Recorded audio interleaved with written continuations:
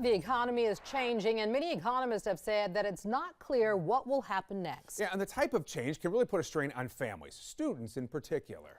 Tonight, we're digging deeper into student mental health and how one school district is working to help families. WBTV's Rachel Richardson is in Lancaster tonight looking into a new partnership there with schools. She spoke with school district leaders about the impacts mental health can have on families and what they're doing to help. Rachel. That's right. As many families see prices going up, they're just trying to keep up themselves. According to Psychology Today, the average cost of a therapy session is between $100 and $200. But now this school district is offering families free mental health resources.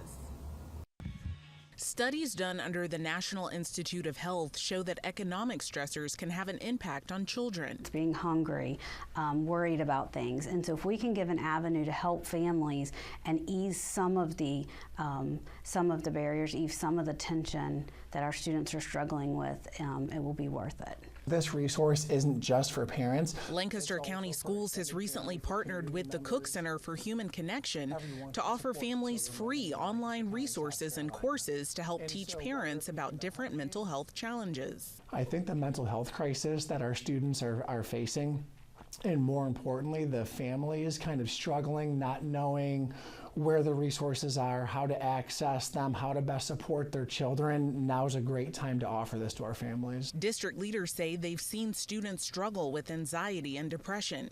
They believe that getting parents involved in the conversation will help them understand what their students are facing and the impacts it can have on them academically. And it allows them to build their capacity to understand whatever topic they're wanting to learn more about. They learn more about the issue and then how to support their child with that.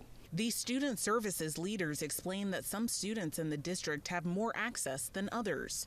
They believe this resource will help improve the district's academics over time and help parents keep their students on track to success. When students are able to concentrate on their education and concentrate and leave outside forces outside of the classroom, that we know that academics will improve.